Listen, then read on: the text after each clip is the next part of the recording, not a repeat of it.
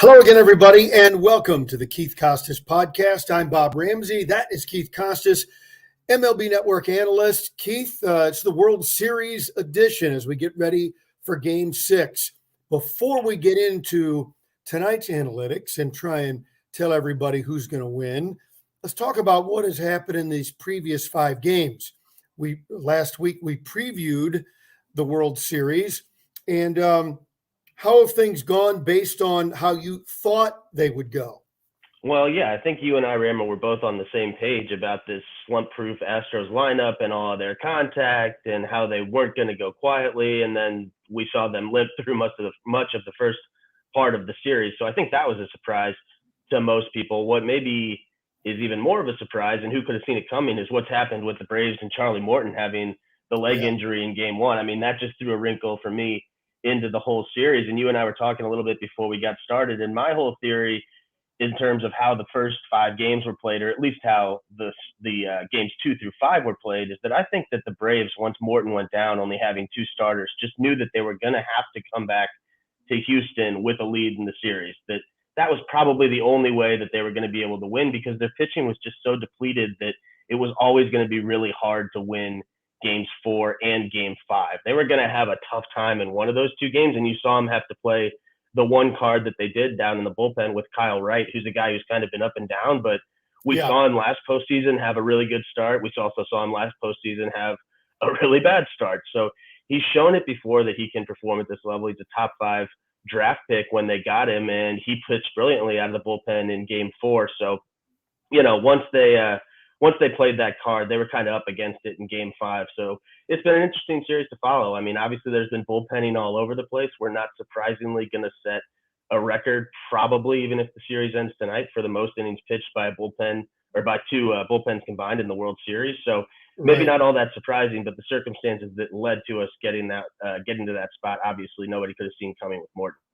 Yeah, in my theory, it's kind of playing out and it ties into what you're talking about with the Braves getting that 3-1 lead.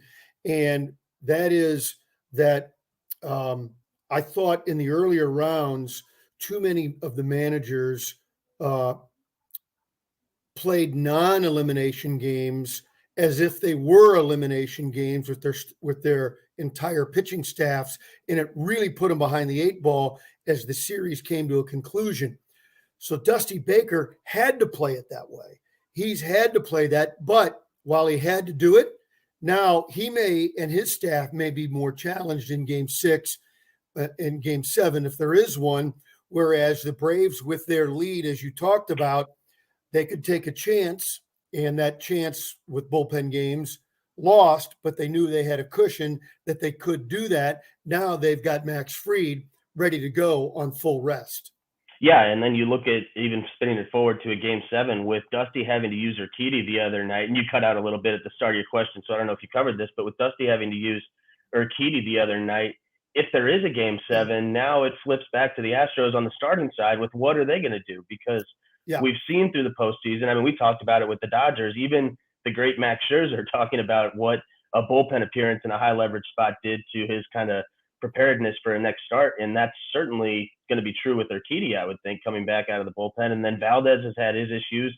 Greinke at this point, I don't think you want to see him on 3 days rest, so they're going to be up against it if it comes to a Game 7 in terms of the starter, whereas Ian Anderson is just kind of waiting in the wings with a sterling postseason resume, and oh, by the way, 5 no-hit innings earlier in the series. So yeah, I think that the Braves are still in that same spot that led them here in terms of the bullpens in Games 4 and 5. It's going to be the same now that they got through that on the pitching side for the starters. So who knows, now that we said all that, the Astros being back home and the fact that their offense kind of woke up in Game 5. I mean, you look at the lineup changes that Dusty Baker made in Game 5, and he basically hit on all of them. I mean, I'm not saying that those guys wouldn't have done it if they stayed in their same spots, but Correa, Gurriel, and Bregman drove or scored in 6 of the 7 runs. So it looks like that little shuffle in the lineup at least sparked something. So knowing that, and with them coming back home, all bets are kind of off with the way they've hit in this park over the years. That could obviously be a situation where the offense just does enough that all these pitching questions go out the window. Yeah, my theory was, despite the length of the Astros bullpen, that it was the top 2 guys and maybe the top 3, but really it was Altuve and Brantley were the guys. If you stop them, you win. And the Mm-hmm. Astros have disproved that now a little bit. Let's see how it goes tonight. And they're right-handed hitting, well, really right and left. But the way Dusty staggers that lineup, Fried struggled his last time out. Can he overcome that in that righty lefty and be effective all the way through? I'm really looking forward to the challenge on Fried tonight. Yeah, I mean, that was the interesting thing about Fried earlier in the series. Obviously, he's now between last year's NLCS and a couple starts in these playoffs. He obviously, for how sterling his regular season resume is, has had a couple clunkers in the postseason. But at the same time, he also had a stretch in that last start where he retired 10 in a row. So that was pretty big for them, actually, for him to get it going and give him a little bit of length in that start, even though the line didn't look great at the end. So which Fried do we end up seeing here tonight? Is it the guy that has, struggled in some of these big spots over the last couple of years, or is it the guy that was the best pitcher in the league in the second half of the season and did get it rolling for a pretty extended period of time, more than a full trip through the lineup in his last time out? So I don't know. I think that all bets are off with you start to see these guys a second time in the series, and who knows? I mean, we saw it with Valdez the other night. Certainly not that he was great the first time out, but that was over before it even started, almost, with a left-handed starter just getting rocked at the beginning of the game. What are your analytics saying about the Astros' ability to lay off pitches out of the zone and forcing the Braves pitchers to throw strikes? Yeah, I mean, I think that the strike zones have been fairly inconsistent in this series so far, so it's kind of hard to make much sense of the approach in terms of this inconsistent zone that they've seen. But I do think that has been a big thing, that they haven't really been able to force the Braves into the strike zone, especially in the bullpen. Dusty Baker made a really good point the other day before the game that, you mentioned staggering the left, right, but he was talking about how all the left-handed arms out of the Braves bullpen have good cutters and good sliders, and they're able to get inside on those right-handed hitters. And you think about the LCS, when they scored all those two-out runs and had a good two-strike approach against the Red Sox, a lot of those hits were opposite field hits. And Dusty was talking about how that's a hard pitch to take to the opposite field and kind of play to the approach that the Astros have had, over the years. So I just think that, they might be due on the Braves side to leave some of those pitches in the zone. And, if that happens, those are the kind of pitches that go over the fence. So in this park, it's funny that Truist being down there, some of those balls that were hit to the gaps, you don't realize how big that park is because it flies out to right field. But I think now going back to Houston, there was more than a few balls that would have been gone in Houston that did not go out in Atlanta with those good plays in the left field corner. So, we talked about it a little bit before the series, the pull profile of the Astros hitters. I think maybe that comes back into play now that we're back down here in Houston. Well, and then how do you think that affects the Braves, who have a bunch of, and this sounds derogatory, and well, in some ways maybe it is, a bunch of sluggos, strikeout home run. In particular, the outfielders they brought in midsummer, they're going to hit some bombs, but they're going to strike out. And I'm almost leaning toward betting the over on runs. I'm kind of wondering that this game and maybe the next two games, if needed, could be slugfests. Yeah, I mean, we certainly saw that in Game 5, but you think back to the last game that was here in Houston, the Astros, it's why it's so hard to predict baseball. They played to their contact profile that we did talk about. You think about the second inning in that game, 4 runs on 5 straight singles. So the Braves certainly don't have that in the bag like you talked about. It's been more of a slugfest, and with the way Game 5 went, I would agree with you that guys are probably going to be more inclined to be swinging for the fences just with the way these Braves bats have been going here recently. Not a ton of contact here against the Astros staff. Yeah, do you think Dusty, and you, as you pointed out, it may or may not matter anyway. Do you think Dusty will go back to his so-called regular lineup, or do you think he'll still kind of manipulate things a bit? I think he's going to probably stick with it and keep Bregman down at the bottom. It's been funny. Dusty's kind of given us he's kind of been swinging back and forth on his perspective on Bregman, I guess. Not to say that he's been down on him at all, but the series started with him talking about what a gym rat he is and how much extra work he does and how this guy is just such a baseball nut.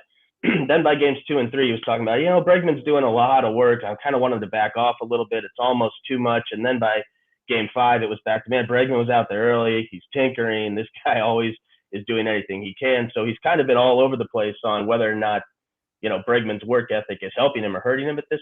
I think with the way he found something in game 5, and I'm not sure how much they talked about it on the Fox side, but he made a pretty big adjustment in terms of going to a two-hand swing, which is not really something that he does. And he talked about it a little bit after the game and just having a hard time keeping his front shoulder in. He talked about having a weak top hand. So he's made some pretty big adjustments, and for it to click right away in his first time through the lineup the other night with that big double that he hit to right center, I don't see Dusty messing with it now. And we know Dusty's a little bit of an old school guy. He's not going to let any kind of front office person tell him that lineup structure doesn't matter. He's going to come back and say, hey, it worked this way. We're going to keep them where they're comfortable and let's roll. Yeah, and then the other thing that could favor the Astros, and I know it was just one moment the other night, but having their regular defensive outfield out there, it cost them a home run that could have been caught. Some people would say should have been caught. I think, if not most, certainly many big league left fielders would have made the play. But simply stated, the having the regular defense the way Dusty would like it, it's got to make him feel a little more comfortable. Yeah, 100%. There was another play in right field that didn't end up really changing anything. I think it would have been a double all the way, but early, and I think it was game 3, Michael Brantley just basically ran full speed into the fence. It was a chain link fence that kind of had a little bit of give, but he clearly had no idea where he was on the field, even with the warning track. So you had the Alvarez play that you referenced. You had that Brantley play that really didn't affect much, but spoke to how unfamiliar they were there. And then you had the 2 Alvarez throws, which I thought were even, maybe they didn't affect things quite as much as obviously being able to rob a big home run there. But 2 throws where he had absolutely no chance to get a runner at home, and he just unleashed it and let the Braves, the hitter, move to second base. So giving away extra bases down there. And Dusty also talked, I'm not saying that things would have been much different with a couple hours of, shagging flies in the outfield, but Dusty did first guess before these games started in Atlanta that the weather could play a role in terms of just not being able to get on the field at all. None of those guys were, forget about familiar with the positions, they hadn't even set foot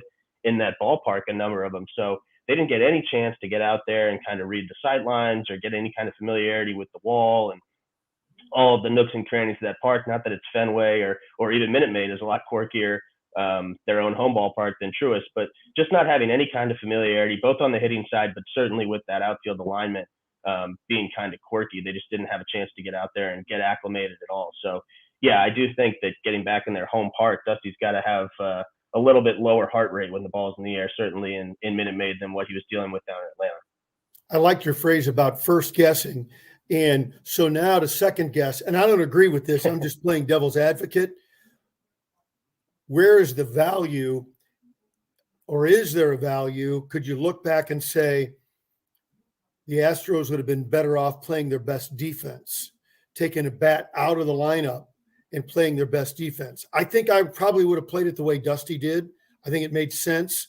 But if you wanted to argue defense was critical, would he have been better off? I wonder what the numbers based on second guessing would say. Yeah, I think in retrospect, he probably might want that decision back, but all another second guess that nobody could have possibly first guessed.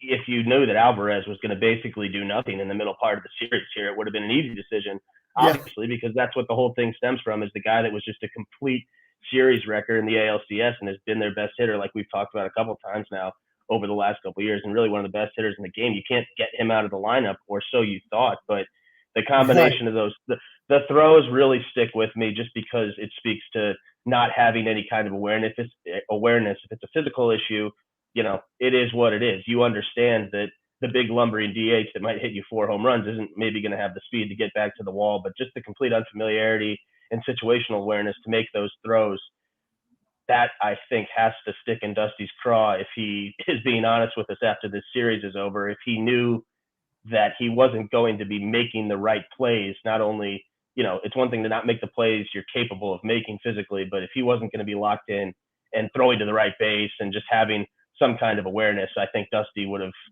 maybe liked to have had that back. And that's, I guess some of that still comes with him being fairly new to the team. It's really only one season when you think about it, because universal Right. DH all over the place last year. Plus Alvarez was hurt, so it's not like I'm not saying that AJ Hinch might have had better insight on this or anything like that. I mean, there's plenty of people within the Astros front office that have been there all along that could tell him everything he wants to know about Alvarez, but it is still sort of early when you think about it in Dusty's time with the club and really getting a feel for what Yeah. Alvarez can do out there. And like we talked about also early in the series, what time he has seen him out there, it's usually been very calculated in terms of who's on the mound, in terms of some of their bigger ground ball pitchers where they just hide him out there. But that certainly wasn't the case. He got plenty of action these last 3 games.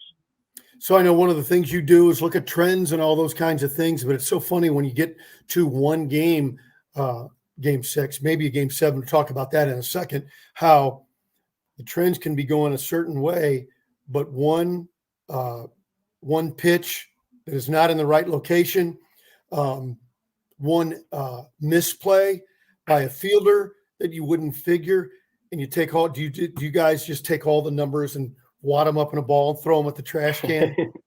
Well, at this point, after 162 games and 12, 15 playoff games of basically proving that it's a coin flip no matter how much analysis you do sometimes at the end of the day, yeah, I think it is Yeah. nice to just kind of have the games right in front of you. So I won't bore you with any numbers, but I will say one thing I'm looking out for is we still haven't seen Terrence Gore in this series. And we've seen how the Braves just can't stop the running game at all, whereas the Astros with Maldonado are a little better equipped to kind of control that running game. Are we going to see a spot where Terrence Gore gets into the game? And it's really less about that play for me than circling back to where we started with this conversation, the pitching, because I think there's a chance that the Braves might go through this series with a roster spot that just goes completely unused. And if we're deep in game 6 and 7 and we're still talking about all this bullpenning and Snitker's having to figure out, when to use Matzik and how early to bring these guys in, and when he goes to that kind of core 4 of relievers that have been their trusted group to protect the lead. If something goes awry and they end up coughing up a lead, or they end up getting into a tie game with those pitchers in the game, and you're getting deeper into the bullpen, Terrence Gore is going to become a little bit of a talking point because they went with a bunch of position players on the roster. Again, they would have never, how could they have ever known that Morton was going to get hurt, which changed everything. Sure. But they went pretty position player heavy and are now involved in a series, which, like we talked about, is going to set a new record probably for bullpen usage. So kind of a curious decision by their front office. Obviously, the front office is a huge part of what got them here. We talked a lot about all those July pickups, but man, Terrence Gore got a lot of weight on his shoulders if he does get his shot to make good on that, because Yeah. they have not been playing with a full deck of pitchers like a lot of teams probably would have stacked for a series like this in the modern game. So if Terrence Gore gets his shot, there's going to be quite a lot of pressure on him to deliver on his inclusion on the roster. So my key for tonight, pretty obvious, doesn't take a genius. I think if Max Fried can get the Braves 2 or 3 times through the lineup, let's say he can get to the 5th or through the 5th into the 6th, I think the Braves are in great shape to clinch it. But if he's solved by the Astros like he was in that first start, then I think we're very, very likely to see game 7.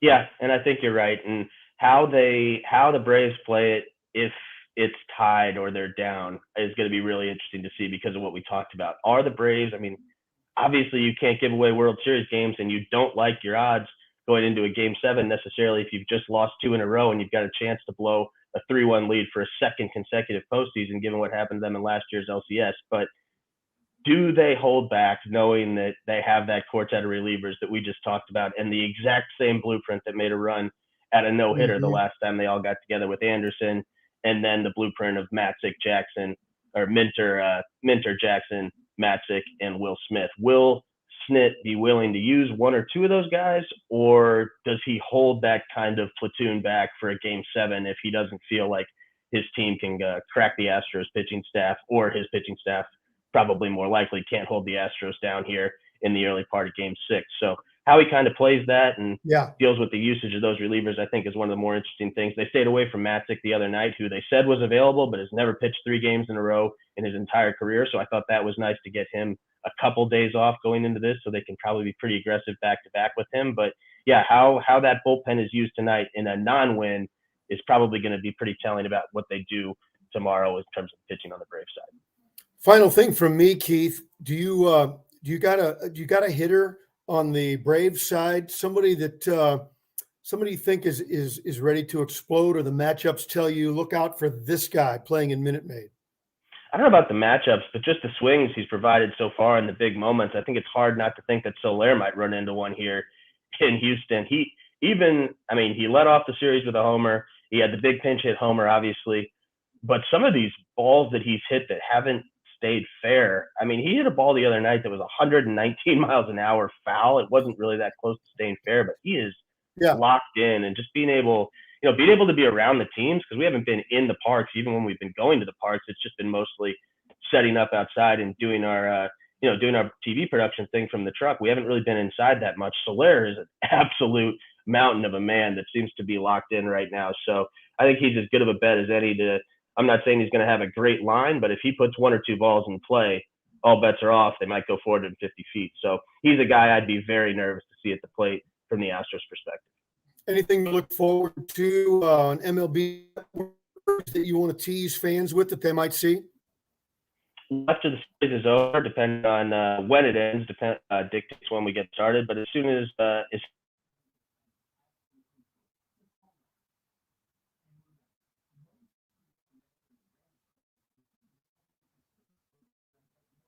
off season, basically up until when spring training starts. So that'll have you covered for all the off season happenings and goings on in terms of trades and signings when all that kicks off. I said final thing. I lied. Make your pick. Who's going to win this 2-game series? Who's going to win it? I don't know if it's going to happen tonight, or I don't know if it's going to happen tomorrow, but I'm saying the Braves, and it'll still be the 2013 Red Sox as the most recent team to clinch the World Series at home. It's been quite a while since someone's won on their home field, and I think that trend will continue with the Braves taking at least one of these next two in some order. Kind of boring, but I agree. Keith, it's been fantastic. It's really, really been fun breaking things down with you. Have a great remainder of the World Series, and we'll talk again soon. All right, Rammer. Thanks. Great talking to you too. That's terrific. Keith Costas, MLB Network analyst. I'm Bob Ramsey. Enjoy Game 6 and maybe Game 7. This is the Keith Costas Podcast. It's hard work to be at the top of your game, always improving, to be better, but it's worth it. At Ameren, Illinois, we approach reliability the same way. It's why we don't just power one of the smartest energy grids in the nation. We work tirelessly to make it smarter, with upgrades, improvements, and a plan for the future. And we'll never stop raising the bar on reliability, because it matters to you. Learn more at amerenillinois.com/reliability.